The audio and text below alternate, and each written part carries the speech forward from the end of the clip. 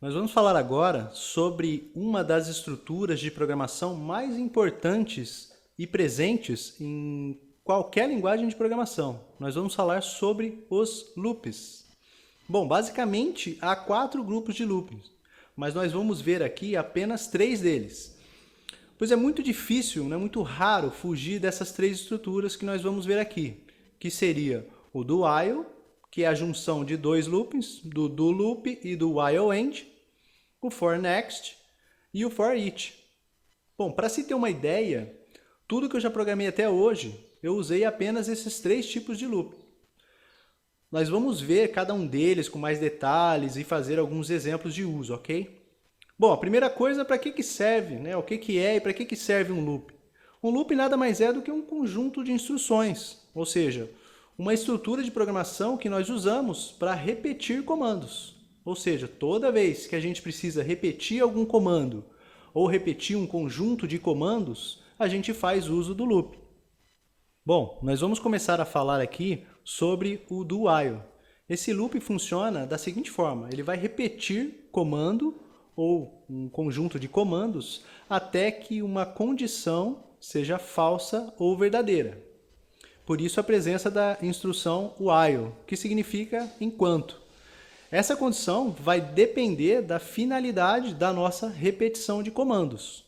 Bom, eu gosto de fazer uma analogia do while com a chamada que nós fazemos na escola, por exemplo. Nessa simples chamada há uma estrutura desse loop dentro dela. Olhando então para a ação de se fazer uma chamada, primeiro nós temos uma condição de repetir a ação de chamar um nome até que se chegue no final da chamada. Então, quais seriam os comandos ou ações no caso da chamada? Basicamente seriam 3. Falar o primeiro nome, ou falar o nome que estamos lendo. Se alguém responder, a gente anota a presença. Se ninguém responder, a gente anota a falta. Pulamos então para o próximo nome e repetimos todo o processo novamente. Bom, agora que a gente já viu um loop lá na vida real, que seria o exemplo da chamada, a gente vai analisar aqui um loop que a gente criou para pular de linha lá no Excel, lá na planilha. Então notem que a estrutura é semelhante.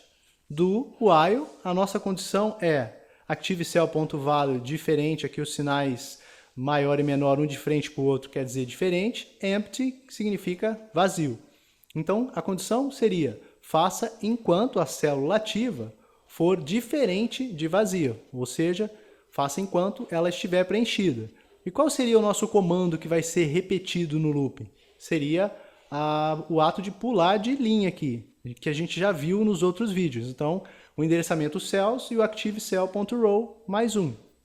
Então, esse looping vai pular de linha até que ele encontre uma célula vazia e assim a nossa condição passe a ser falsa. Bom, então a gente vai fazer agora um exemplo prático do while aqui na planilha. Então, eu vou preencher aqui uma massa de dados para a gente poder trabalhar até a célula 15, e o nosso looping vai percorrer essas células parando na última célula que é 16, ok? Então, vamos lá para o ambiente de programação para a gente poder escrever nossa macro. Então, lembrando aqui, inserir um módulo e a gente já pode criar a nossa macro. Então, sub, pular de linha, ok? Então, está aí a nossa macro criada e vamos começar a escrever, então, o nosso loop. Como a gente viu, do while, que é a instrução do nosso loop. Ok, agora a nossa condição é ActiveCell.value, ou seja, o conteúdo da célula ativa seja diferente de vazio. Então, está aí a nossa estrutura de loop. Agora falta o comando que faz ele retornar ao início. E agora a nossa instrução para pular de linha. Cells, ActiveCell.row mais 1, ActiveCell.column.select. Ok? Eu vou executar aqui e a gente vai ver se funciona. Ó, tá aí o nosso looping, funcionou perfeitamente. E agora nós vamos incrementar um pouquinho mais o nosso looping aqui. Então o que a gente vai fazer? Vamos apagar esse conteúdo aqui. Vamos criar 2 colunas, uma de data e uma de dia, que seria o dia da semana. Vamos colocar aqui uma data, vamos arrastar aqui uns 10, 11 dias. E o que o nosso looping vai fazer? Além de percorrer a coluna A até a última célula preenchida, a gente vai colocar na coluna B o dia da semana da coluna A, ok? Então vamos lá, como que a gente faz isso? Vou abrir um espaço aqui. Bom, primeiro quem vai receber? Vai ser a coluna B, né? Então célula da coluna B. Então a gente usa os cells, ActiveCell.row, a linha vai continuar sendo a linha ativa, só que a coluna vai ser a coluna do lado. Então ActiveCell.column, mais um, ok? Então ponto value vai receber o conteúdo da célula ativa, certo? Porque a gente vai estar percorrendo na coluna 1, então, na coluna A, aliás, então vai ser a coluna B vai receber o formato de dia da coluna A. Então, o comando que a gente usa aqui é o format, né? Basicamente ele funciona com dois argumentos, um expression, que é aquilo que a gente quer formatar, e o formato que a gente quer dar depois. Então, qual seria o conteúdo que a gente quer formatar? Seria a célula ativa. E o formato seria, entre aspas, sempre formato, que é um texto, DDD, que seria o dia da semana. Ok? Fecha parênteses. Então, pula para a linha de baixo, a gente já viu que a nossa instrução ficou dessa forma. Então, vamos executar para ver se funciona. Ok? Nosso looping funcionou perfeitamente, né? Agora, antes de começar o nosso looping, seria interessante a gente colocar o ponteiro onde ele deve começar, né? Para que a gente não corra o risco de começar em um lugar que não deveria.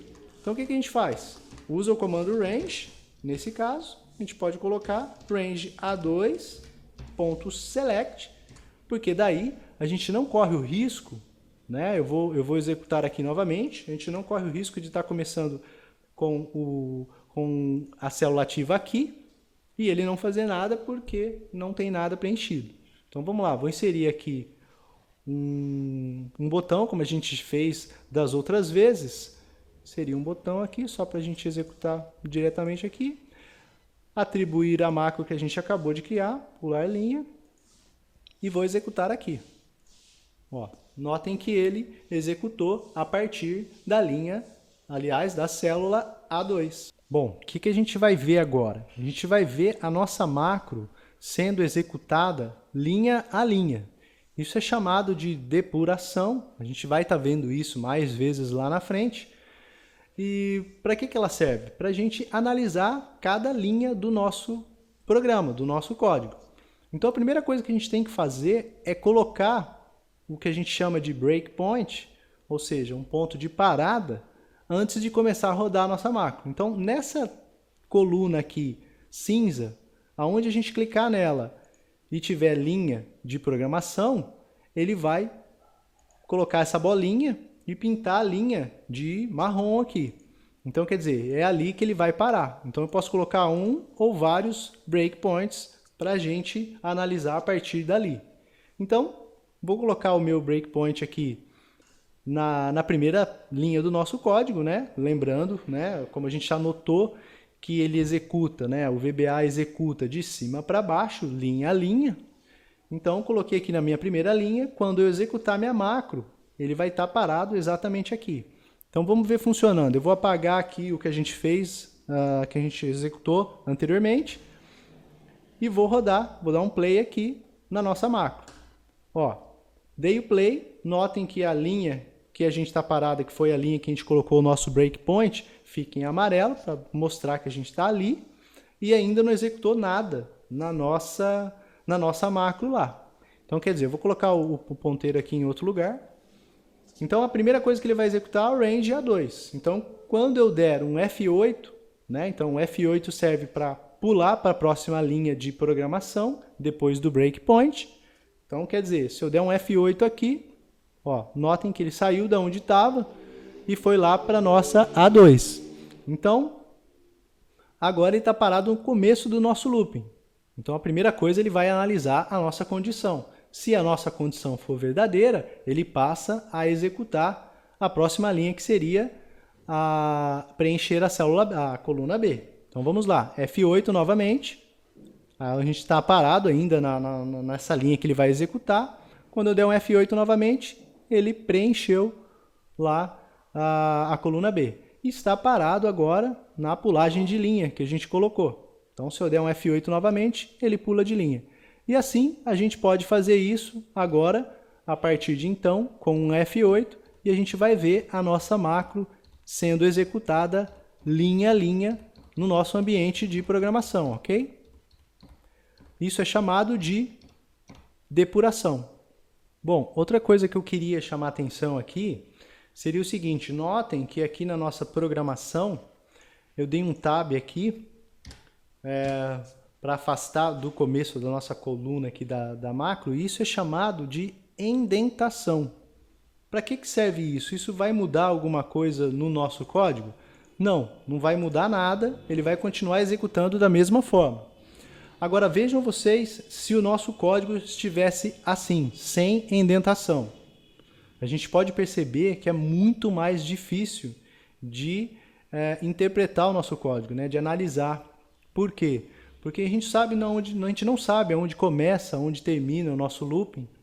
Então a gente usa a indentação para o nosso código ficar mais visível, mais fácil de ser compreendido.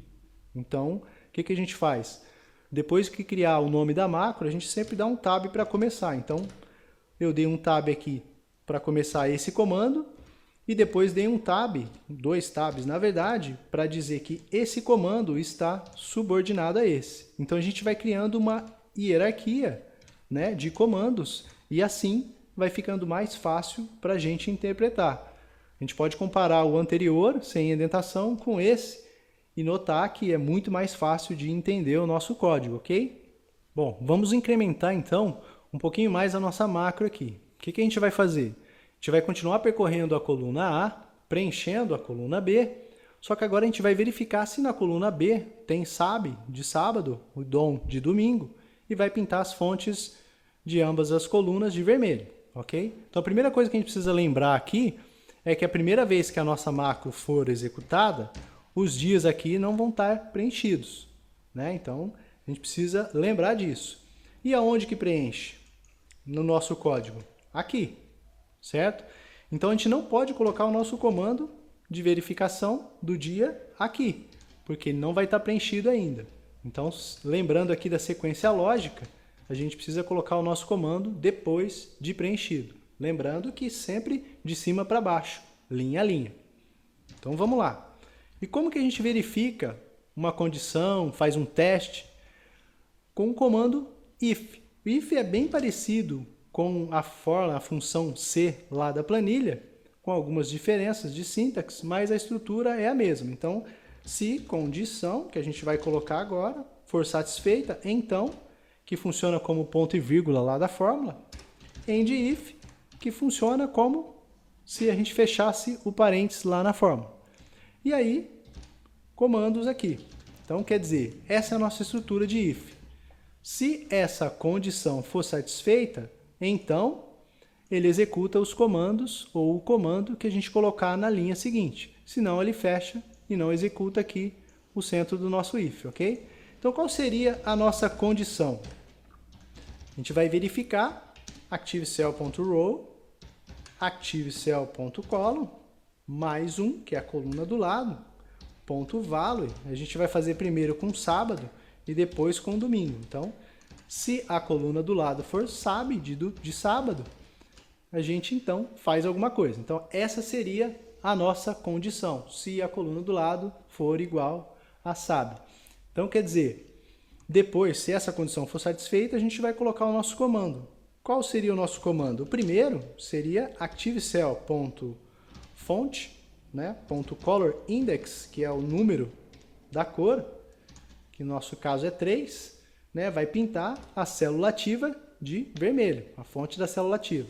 E depois a coluna do lado. Para fazer com a coluna do lado, a gente precisa do endereçamento, porque não é mais a célula ativa. Então, ActiveCell.row, ActiveCell.column, mais um, ponto fonte, ponto color index, é igual a 3.